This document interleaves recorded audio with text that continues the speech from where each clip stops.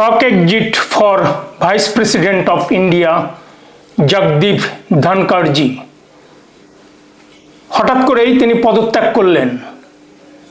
প্রেসিডেন্টের কাছে শারীরিক কারণ দেখিয়ে পদত্যাগ করেছেন। ইন্ডিয়ার ইতিহাসে এটা এর আগে কখনো ঘটেনি, এটা নজিরবিহীন। উপরাষ্ট্রপতি जगदीप धनखड़ जी ठीक निश्चयই কোনো কারণে পদত্যাগ করেছেন, কিন্তু শারীরিক কারণ দেখিয়েছেন তার পদত্যাগ পত্রে।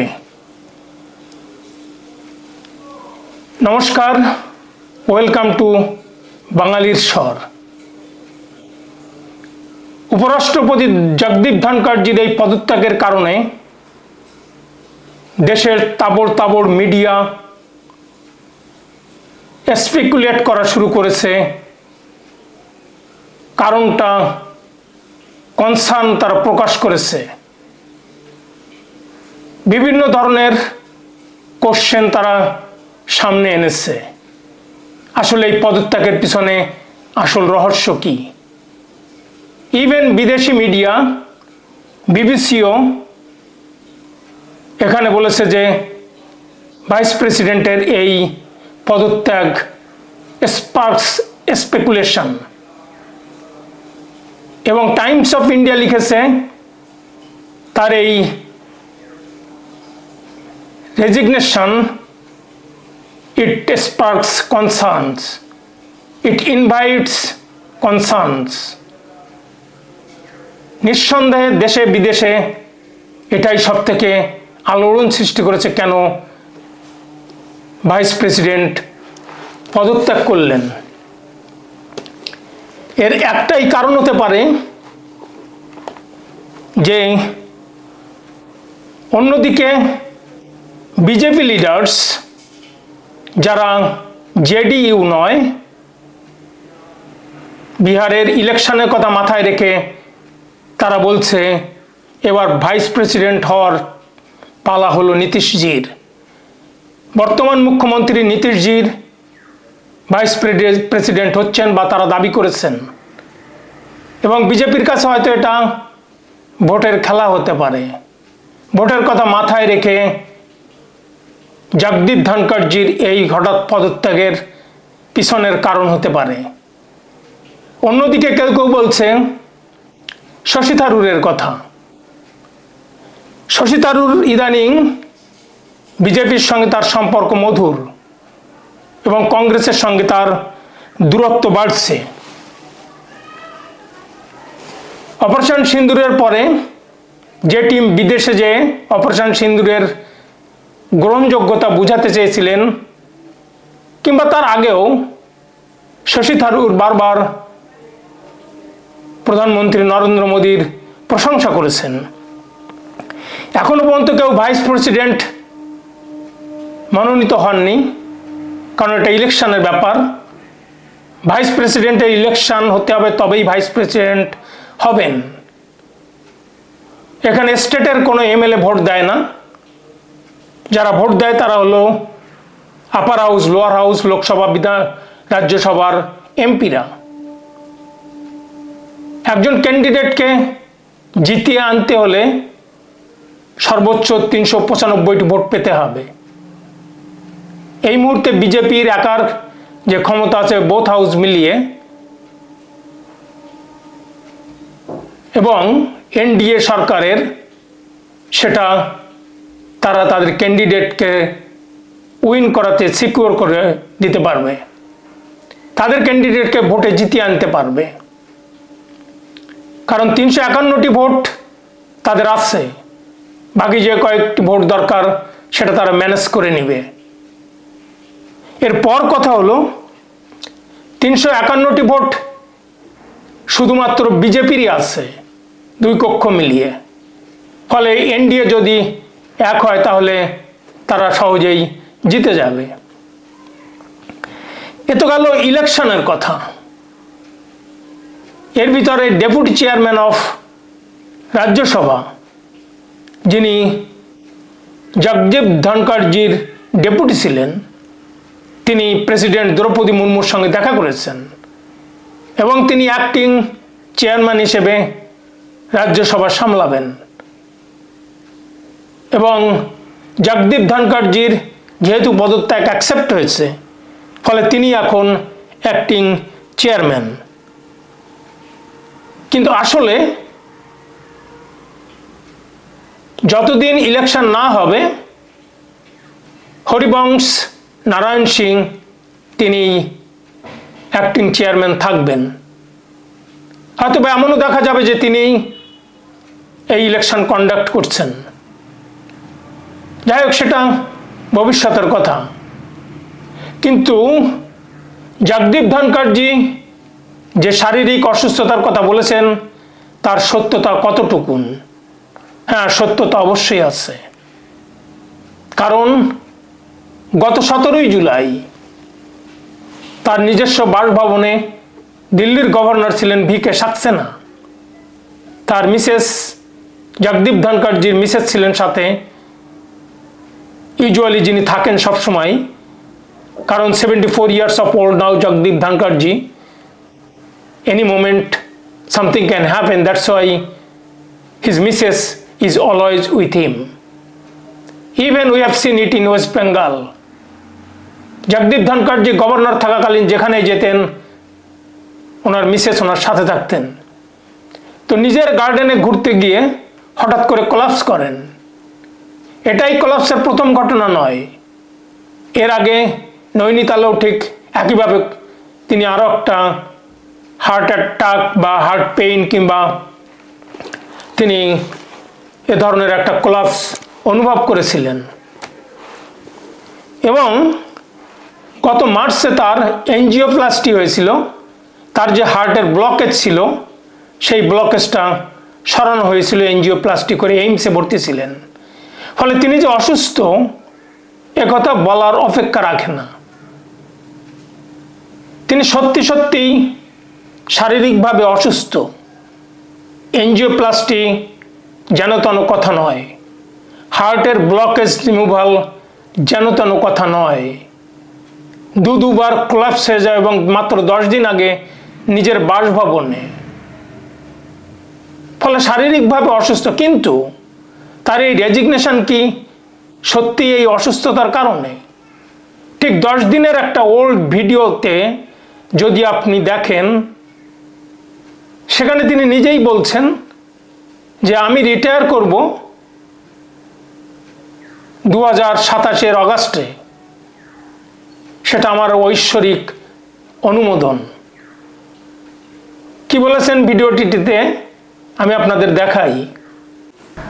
It is not my retire time. I will retire at August 2027.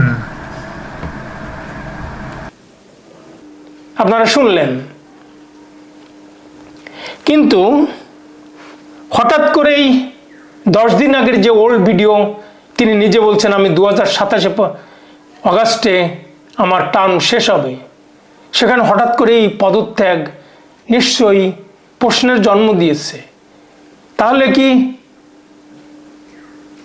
আমরা যদি একটা টুইটের দিকে তাকাই, টুইট নয়, এক্স প্ল্যাটফর্মে প্রধানমন্ত্রী নরেন্দ্র মোদীজি কি লিখেছেন, খুব সংক্ষিপ্তভাবে তিনি লিখেছেন, Shri Jagdeep Dhankharji has got many opportunities to serve our country in various capacities, including as the Vice President of India, wishing him good health. মাত্র 2টো সেন্টেন্স, এত লিমিটেড। তাহলে কি all is not well? Something cold was going on in between in political circle, সেটাই বড় question. Narendra মোদীজি এত কমে usually আরও elaborate tweet করেন, সেটাই আমরা দেখে অভ্যস্ত। সেটা মহাকাশ নভোচারী হোক কিংবা আর যারা আছেন যাদেরকে তিনি এক্স প্ল্যাটফর্মে অভিনন্দন জানান, তাদের ক্ষেত্রে বা দুঃখ প্রকাশ করেন কিংবা বেদনা প্রকাশ করেন, সেখানেও তিনি এর থেকে 2 লাইনের অতিরিক্ত কিছু লেখেন।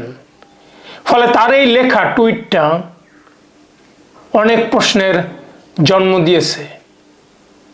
তাহলে কি সম্পর্কের চিড় আগেভাগেই ধরেছিল? ইন্ডিয়ার মিডিয়া এ ধরনের অনেক স্পেকুলেশন ছুড়ে দিয়েছে। দি নিউ ইন্ডিয়ান এক্সপ্রেস লিখেছে, জগদীপ ধনখড়জির পদত্যাগ কি ইলনেস নাকি পলিটিক্যাল আনইজিনেস।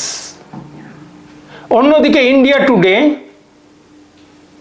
3 ধরনের কোশ্চেন ছুড়ে দিয়েছে, যে কোনো একটির জন্য তার রেজিগনেশন হতে পারে।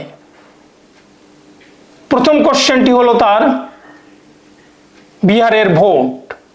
বিজেপি চাইছে নীতিশ কুমারকে আপলিফট করতে, যেটা বিজেপির লিডাররা চেয়েছে নীতিশ কুমারকে ভাইস প্রেসিডেন্ট করতে।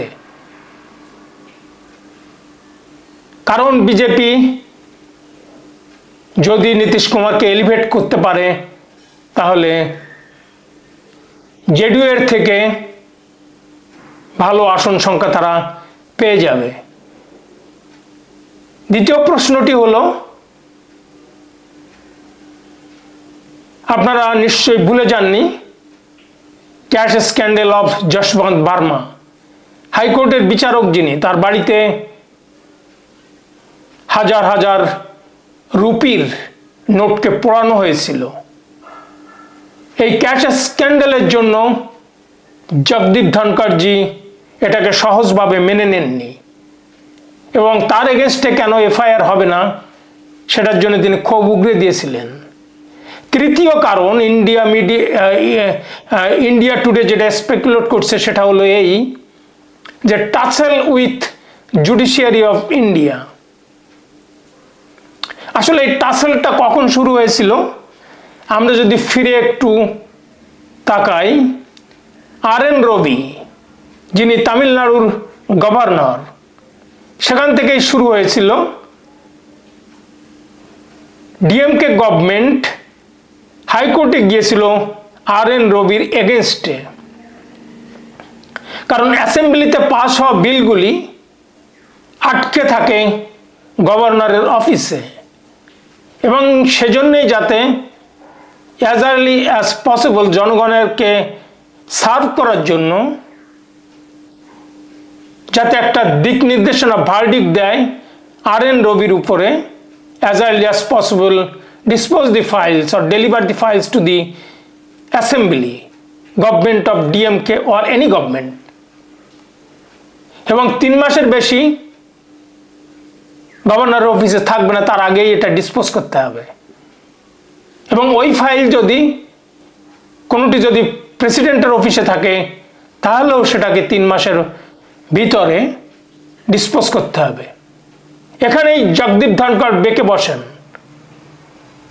তিনি প্রশ্ন করেন যে সুপ্রিম কোর্ট কিংবা হাইকোর্ট জাজেস কিভাবে প্রেসিডেন্ট এবং গভর্নরের উপরে সময় বেঁধে দিতে পারে। এটা সুপ্রিম কোর্টের এখতিয়ার নিয়ে তিনি প্রশ্ন তোলেন। জগদীপ ধনখড়জি এটা জুডিশিয়ারির ওভার রিচ বলে দাবি করেন। তিনি বলতে চেয়েছেন যে প্রেসিডেন্ট, পার্লামেন্ট সবকিছু, রাজ্যসভা, লোকসভা সবকিছু তাদের নিচে, তারাই সুপ্রিম। কি বলেছিলেন তিনি, শুনে নেওয়া যাক। We never bargained for democracy for this day. President being called upon to decide in a time-bound manner, and if not, becomes law. So we have judges who will legislate, who will perform executive functions, who will act as super parliament, and absolutely have no accountability because law of the land does not apply to them.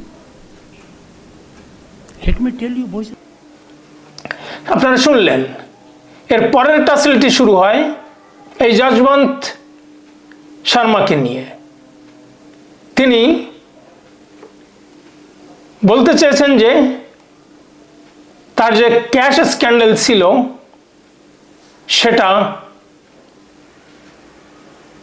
সেটা ছিল একটা criminal offence. একজন criminal offence করে কিভাবে তার এগেনস্টে পুলিশে FIR হবে না, কেন তার বিরুদ্ধে কোনো মামলা হবে না, তার বিরুদ্ধে কোনো অ্যাকশন হবে না, এটা কগনিজেবল অফেন্স।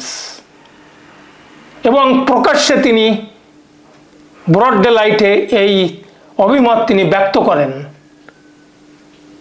এবং সবথেকে বড় ব্যাপার হলো এই কথাগুলি তিনি বলতে চেয়েছেন পাবলিক মিটিংয়ে, স্টুডেন্টস মিটিং কিংবা অন্য কোথাও, যেটা হয়তো বর্তমান পলিটিক্যাল ডিসপেন্সেশন সঠিকভাবে নেয়নি। এরপর যেটি হলো, আপনারা যশবন্ত ভার্মা সম্পর্কে তিনি কি বলেছিলেন সেই ভিডিওটা আপনারা দেখুন। Because for a criminal investigation, the initiation has to be by an FIR, first information report. It is not there. It is law of the land that every cognizable offense is required to be reported to the police, and failure to do so, failure to report a cognizable offense is a crime. Therefore, you all will be wondering why there has been no FIR. The answer is simple. An FIR in this country can be registered against anyone, any constitutional functionary, including the one before you. One has only to activate the rule of law. No permission is required. But if it is judges, their category, FIR cannot be straightway registered. It has to be approved. আপনারা দেখলেন, এর পরবর্তী যে সমস্যাটা সেটা হলো